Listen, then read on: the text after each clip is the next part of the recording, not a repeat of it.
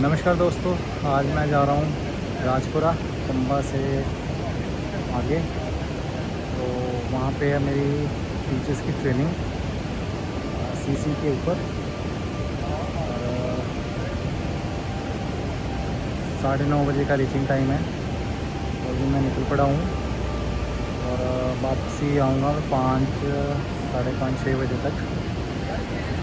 तो देखते हैं वहाँ पे क्या सिखाते हैं। तो ये देख सकते हैं दोस्तों, मैं तकरीबन होटल से 1 किलोमीटर पीछे खड़ा हूँ। इसी रोड पे आगे जो होटल आ जाएगा, और यहाँ से आपको मैं दिखाता हूँ नीचे रावी नदी। और यहाँ पे देख सकते हैं आप कितना पहले पानी आया था और कितना रेत यहाँ पे इकट्ठा हो चुका है। और यहाँ पे ट्रैक्टर लगे हुए हैं रेत उठाने के लिए। और यहाँ पे इतनी चौड़ी ये नदी है और इस बार पानी ज़्यादा पानी आना चाहिए, क्योंकि और भी ज़्यादा चौड़ी लग रही है। तो अभी मैं पहुँच गया हूँ होटल। तो ये देख सकते हैं आप मेरे पीछे केडी रिज़ॉर्ट है। तो यहाँ पे हमारी मीटिंग है आज। तो अभी यहाँ पे कोई पहुँचा तो है नहीं है, देखते हैं, थोड़ी देर वेट करें। तो ये है वो मीटिंग हॉल, यहाँ पे ट्रेनिंग होगी। आप देख सकते हैं टेबल्स अरेंजमेंट हो चुका है। अभी तक 3-4 पार्टिसिपेंट भी आए हैं।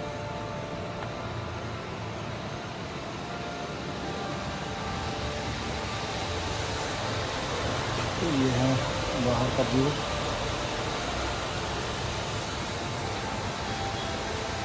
है वो कंटिन्यूअस बेसिस पे जो है आपका ट्रैक किया जाएगा। आप में से कोई जो फॉर्मेटिव असेसमेंट के बारे में पूछा गया है, ये साल में 4 बार कंडक्ट किया जाता है 6 to 8 क्लास के लिए। और समेटिव असेसमेंट जो है वो साल में 2 बार कंडक्ट किया जाता है।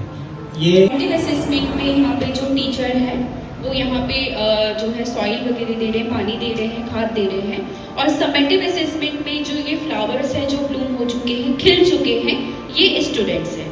आपको सिर्फ अभी यहाँ पे पिक्चर के बीच का आपको डिफरेंस बताना है, आपका जो भी ऑब्जर्वेशन है। Evaluating the overall level of learning. Formative assessment का टाइमिंग है, ये ड्यूरिंग द लर्निंग प्रोसेस होता है। और summative assessment conducted after teaching usually end of the unit और end of the term. Formative assessment पे फोकस हम identify learning gap and improve instructions. हम स्टूडेंट के लर्निंग गैप को हम आइडेंटिफाई में टाइप्स ऑफ कोऑर्डिनेटर्स पढ़ाते हैं और पाठ के अंत में और छात्रों को कुछ इसको किस कौन से प्रकार के असेसमेंट के रूप में मानेंगे। यहाँ पे आप देख सकते हैं कि यहाँ पे कुछ असेसमेंट्स हैं, शायद फॉर्मेटिव और समेटिव असेसमेंट दोनों हैं। कि ये बच्चा बहुत ही होशियार है। जब हम किसी भी स्टूडेंट को अगर हम questioning, class, unit test, quizzes, peer assessment, self assessment करना है, ऐसा ना हो कि हमने क्वेश्चन में सिर्फ एमसीक्यू टाइप क्वेश्चंस ही रख दिए, हमने लॉन्ग आंसर और शॉर्ट आंसर टाइप हमने क्वेश्चन रखे ही नहीं है। तो हमें ऑब्जेक्टिव और सब्जेक्टिव दोनों क्वेश्चन के फॉर्मेट्स को हमें ध्यान रखना है। नेक्स्ट हमें मार्किंग स्कीम और वेटेज का भी ध्यान।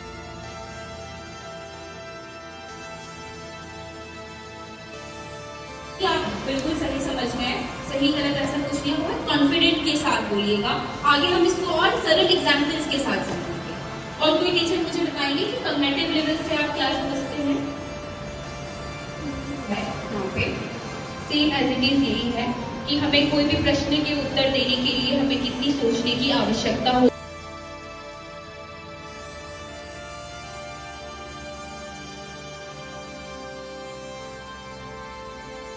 हैं। एंड सब्जेक्टिव में short answer questions, long answer और ऐसे type questions and word problem. कल जब आप क्वेश्चन पेपर बनाएंगे तो आपको ऑब्जेक्टिव और सब्जेक्टिव, क्योंकि जब हमने स्टेप्स की बात की थी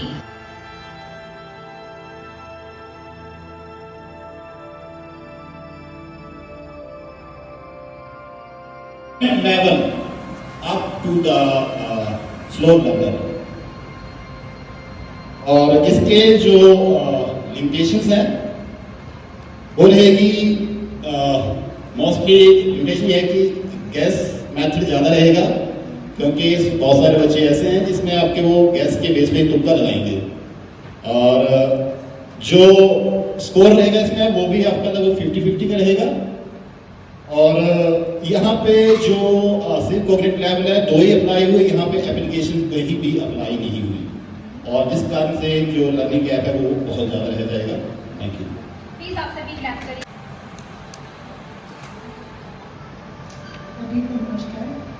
और हमें जो क्वेश्चन मिला था वो गैस का प्रॉब्लम था, तो उसके पहले कहेंगे ज्ञान की गहराई का पोषण, कुशलता का आगमन, विभिन्न जानकारी का एकत्रीकरण, संबंध स्थापित करने की क्षमता का मूल्यांकन, और इसके एडवांटेज रहेंगे पढ़ने में आसानी, समझने में आसानी, कम समय का लगना, और इसकी सीमाएं रहेंगी सोच का कम विकास, एक की गति का असर निर्मित करने में अधिक समय, संक्षिप्तता की आवश्यकता।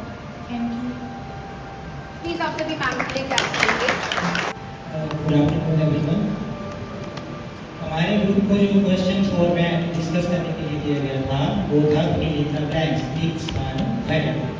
तो इसका जो पर्पस रहेगा वो रहेगा to check the knowledge and understanding level of the students, और इसका जो कॉग्निटिव लेवल रहेगा वो रहेगा नॉलेज। इसके क्या क्या एडवांटेजेस हो सकते हैं, तो इसका फर्स्ट एडवांटेज होगा easy to frame the questions, help, जो सेकंड रहेगा वो होगा हेल्पफुल इन रिकैप्चुलेशन, और इसकी जो लिमिटेशंस रहेगी वो होगी इट एनकरेजेस रोल लर्निंग, ये रट्टा को तो बढ़ावा देगा।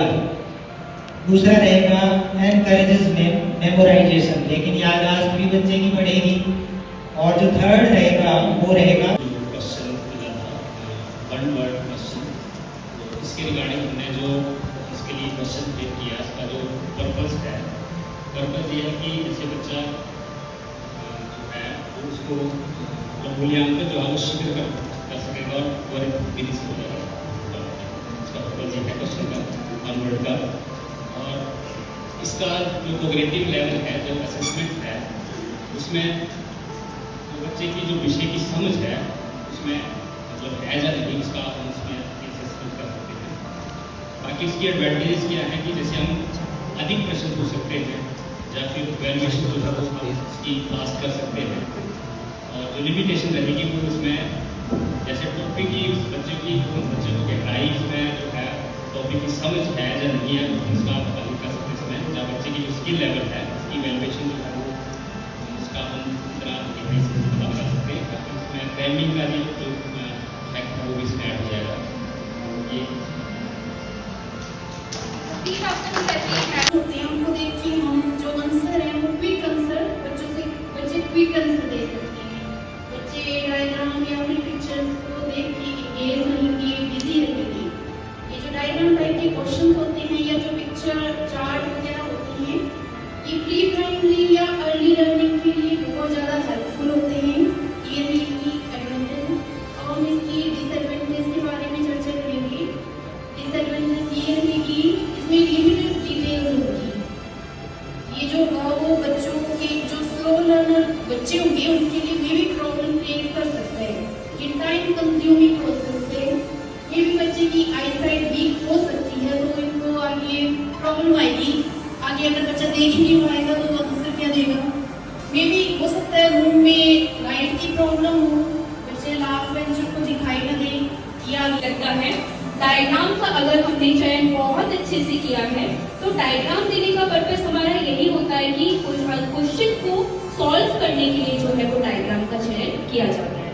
लेकिन अगर हमने डायग्राम बहुत ही कलरफुल डायग्राम का अगर हमने चयन किया है या हमने ऐसे डायग्राम का चयन किया है जो बहुत ही ज्यादा ब्लर है, तो हो सकता है यहाँ पे लिमिटेशंस हो उन स्टूडेंट्स के लिए जिनकी आंखों की दृष्टि थोड़ी सी कमजोर है। लेकिन यहाँ पे क्वेश्चन गवर्नमेंट हमारे ग्रुप को मिला था वो था शॉर्ट आंसर टाइप क्वेश्चन। तो इसमें जो इसका फर्स्ट पॉइंट है कि purpose to H not answer type के क्वेश्चन होते हैं उनका पहला है टू असेस नॉलेज, दूसरा टू टेस्ट स्टूडेंट्स अंडरस्टैंडिंग, तीसरा encourage critical and logical thinking, चौथा to question to have with focus to make learning outcomes increasable. Second point है कॉग्निटिव लेवल असेस जो है उसमें पहला पॉइंट है नॉलेज। बच्चा जो है जब क्वेश्चन पूछा जाएगा तो उसको फैक्ट्स और कॉन्सेप्ट्स है उनको रिकॉल करेगा। अंडरस्टैंडिंग में जो हमारे ग्रुप में जो क्वेश्चन फॉर्मेट था वो है एसे टाइप क्वेश्चन। इसका जो पर्पस है वो है कि ओवरऑल नॉलेज और अंडरस्टैंडिंग जो है वो बच्चा गेन करेगा। मतलब ओवरव्यू जो है वो रीडिंग नहीं होगी, इसमें डीपली स्टडी करेगा बच्चा। और इसमें जो कॉग्निटिव डोमेन है वो सारे ही आएंगे, नॉलेज भी होगी बच्चे को, अंडरस्टैंडिंग भी और एप्लीकेशन लेवल भी आएगा। एडवांटेजेस में होगा इसका कि इसमें जो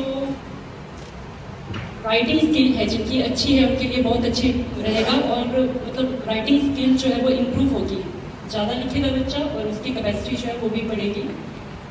फिर अगला है कि इजी है फ्रेम, क्वेश्चन जो है वो इजीली फ्रेम किए जाएंगे, मतलब as compare to multiple choice question है तो उनमें ज़्यादा टाइम लगेगा, जबकि एमसीक्यूज ऐसे टाइप क्वेश्चन है उसमें इजीली जो है वो फ्रेम कर पाएंगे क्वेश्चन पेपर। और बच्चा जो है अपने शब्दों में ब्रीफली लिख पाएगा, ज़्यादा से ज़्यादा लिख पाएगा। और लिमिटेशन इसमें ये है कि ये टाइम कंज्यूमिंग रहेगा, note meant for fair marking जो है वो टीचर्स के लिए भी कई बार मुश्किल हो जाएगी, ना लिखते हुए भी मतलब कुछ रेलिवेंट चीज़ नहीं है, फिर भी अगर वो 4-5 लाइनें लिख जाता है तो मार्किंग कहीं ना कहीं उसको कुछ ना कुछ दी जाएगी। और जो वीक स्टूडेंट है या जिनकी राइटिंग स्किल जो है वो थोड़ा पुअर है उसके लिए ये थोड़ा मुश्किल रहेगा। प्लीज आप सभी नाम जो कॉग्निटिव असेसमेंट लेवल असेस्ड है उसमें ये है कि एप्लीकेशन नॉलेज क्रिएटिविटी मतलब बच्चा सब कुछ उसमें गेन करेगा। उसके बाद एडवांटेज इसका ये है कि word problem makes learning practical, engaging students in problems. Limitations में students weak in reading and language, अब they struggle to understand the word, समझ सकेंगे। और नेक्स्ट जो हमारा गाइडलाइन है इमेज की क्वालिटी, साइज एंड रिलेवेंस।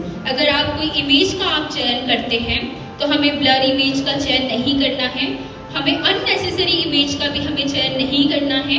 जिस क्वेश्चन में अगर ज़रूरत है हमें उसी क्वेश्चन के लिए इमेज का चयन करना है। नेक्स्ट है टेस्टिंग टाइम तथा